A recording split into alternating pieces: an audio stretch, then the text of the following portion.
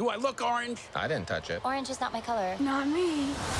My goodness, I never really realized it before, but November is totally the month full of movie news, and it makes a lot of sense for the build up to either the Christmas season very nearby, or to just the entirety of the next year or two.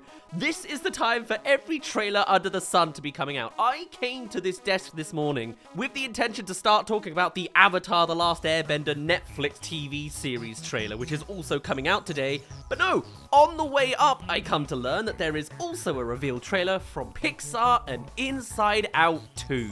Now, we've known about this project for a while, but now we can actually see it visually for ourselves. This is only just a teaser trailer, but to be honest, it looks, to me, pretty darn good. There have been so many occasions where I have plugged why Pixar title concerns me, because I kind of get concerned very easily when I see trailers falling into easy pitfalls.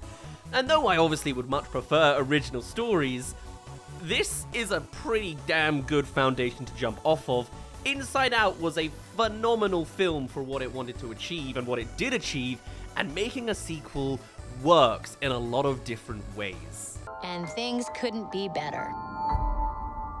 In fact, it very easily just rolls into this one, with them even talking about a fabled puberty button at the end of the first movie. So to take on Riley's life a little bit later on, now that she's 13, and introduce more emotions, just works. It's easy money at this point, and I am not really concerned about it this time. I think this looks brilliant. You can see the developments in the animation quality, with Pixar being obviously like 10, 11 years older already.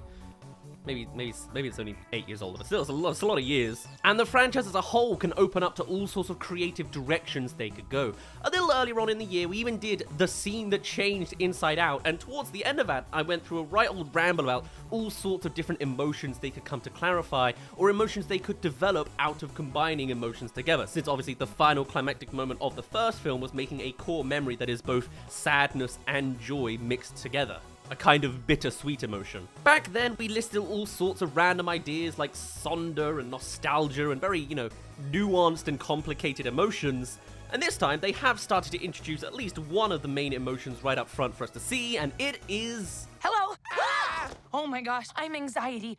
Where can I put my stuff? Alright, that's fine. I mean, they could go a very complicated route, but it makes sense that they don't. You could make the argument that anxiety fits somewhere along some sort of nuance of fear, but I think it also, considering the obvious messaging behind this movie is going to be about teenagehood and the actual worries that some would go through as a kid going through that period in their life, it makes sense to represent a very kind of classic emotion without just relying on this more general tone of fear in there. And though I want to say their character design looks really strange, like they look like some sort of spore creature, I mean, fear's pretty out there too, They don't all have to be completely humanoid. I think the kind of complexity I would kind of more hope to see from an Inside Out movie would come from the third or fourth movie, but since this is just a simple sequel, and it's gonna play things pretty simplistically, anxiety should fit right along just fine. Wait, what's happening? Who are you people? Now, this is only a teaser trailer that's 90 seconds long and barely shows any real details other than that the whole console gets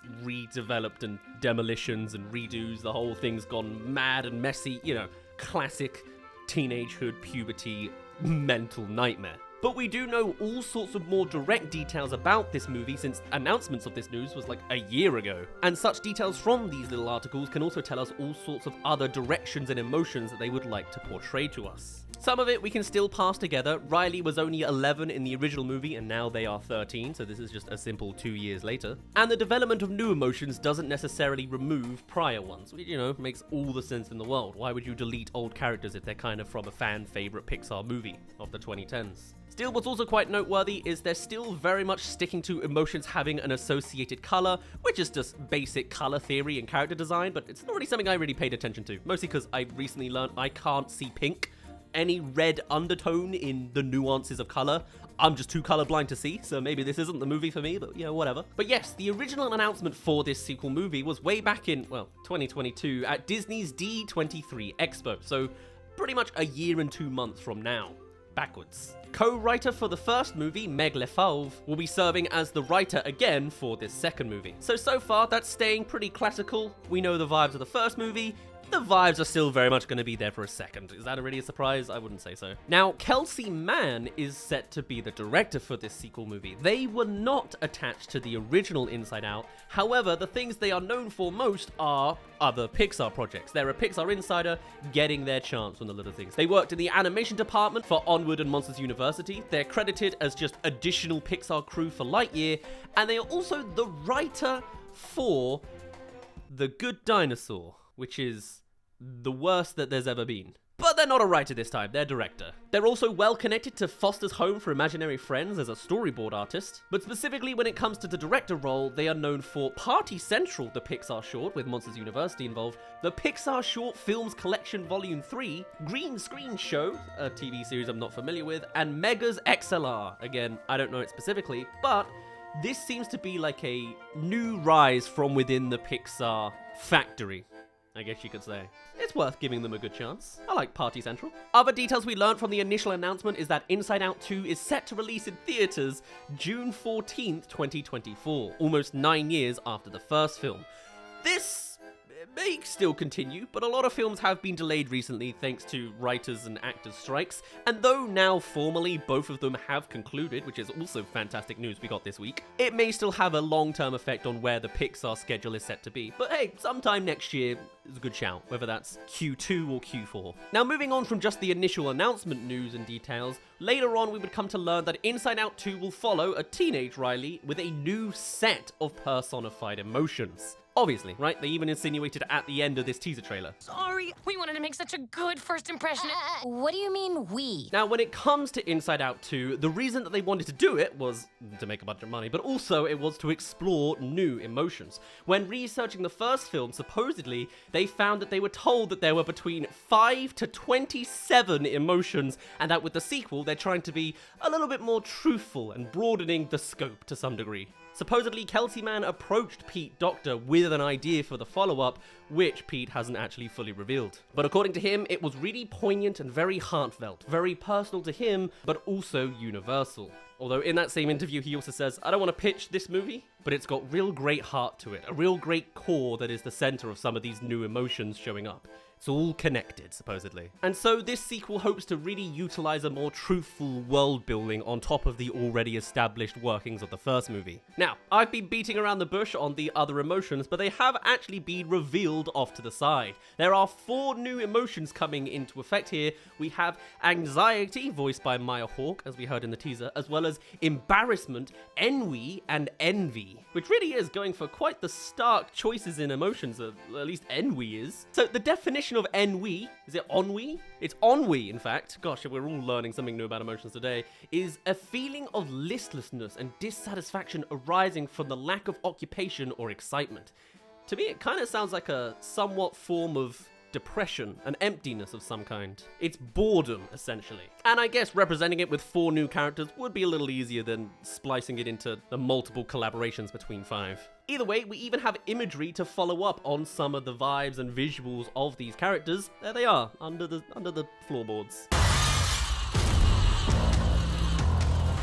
Now, an additional description for Maya Hawke's anxiety is that though they might be new to the crew, she's not really the type to take a backseat. And they say that that makes a lot of sense if you think about it in terms of what goes on inside all of our minds. Another slight change to the main console operations is the fact that some of our characters have actually been recast. Interesting, but I guess it's just the ways of the world. Now, other crew that are attached to this production that are verbalized is just Nark Nilsson as producer for Inside Out 2. Again, a Pixar classic known for all sorts of things, but previously doing Toy Story 4 and Inside Out 1. Cars 2, and Cars Original as at least a production manager. Another thing to note about the news of this movie is it's getting a theatrical release, which is not something we got for Soul or Turning Red or the one in the middle, Luca, I think. It might not be a total return to form, since I wouldn't be surprised if this also gets shoved onto Disney Plus at the same time or pretty soon afterwards, but hey, at least it's getting somewhat of a bigger release, and it's not pandemic times anymore. This could very well lead into a revival for Pixar,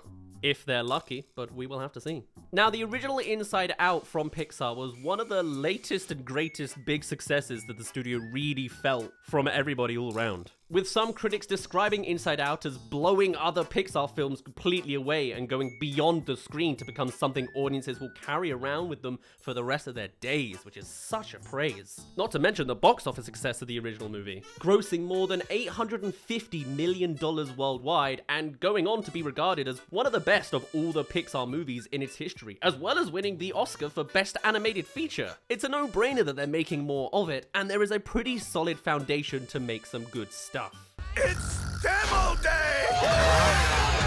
With a little bit of boredom and a little bit of anxiety, a little bit of embarrassment, and a little bit of, I've already forgotten what that fourth one is, envy, that's the other one. You can see all sorts of directions they could tell for a puberty-based storyline. Riley's gonna be anxious and feeling out of place in her school. She's gonna be embarrassed by something minute. I don't know if they're gonna go right into period talk like they did with Turning Red, but you never know. I'm sure it will get all the internet hot on fire with anger and controversy. Envy, of course, is a very classical one, especially for a girl going through a time of caring more about makeup and how they look in the world compared to everyone else. And boredom's an interesting one. I'm really curious to see where the boredom and emptiness element of ennui comes into play. But either way, I don't hate this straight away. It looks visually fantastic. It's clearly got just the good skeletal body to continue to grow off of, and it could go in some very interesting directions. Now, when it came to Soul, a bit of a blast from the past here, that teaser trailer first came out November 7th, 2019. Around about the same time period as now, in the year, the official trailer for that movie then came out the 12th of March, 2020. Gosh, that's literally right before everything went downhill. But anyway, I would expect to say, based solely on that, solely, that the next proper trailer will come about sometime mid-March. As a complete out there speculative idea, and I haven't compared it with their other Pixar trailers, but it probably makes sense with Q4 and end of Q1, I guess. Either way, that is the news, and I'm pretty on board. I guess we'll just have to see if they'll screw it over, if Disney will screw over yet another Pixar movie. But at least, hey, I got high hopes. Wish I could say the same for Elio. But for now, I'll be ending it off here. My name's been Daz, you didn't really care, and I'll see you in a bit. Our little girl's growing up so fast.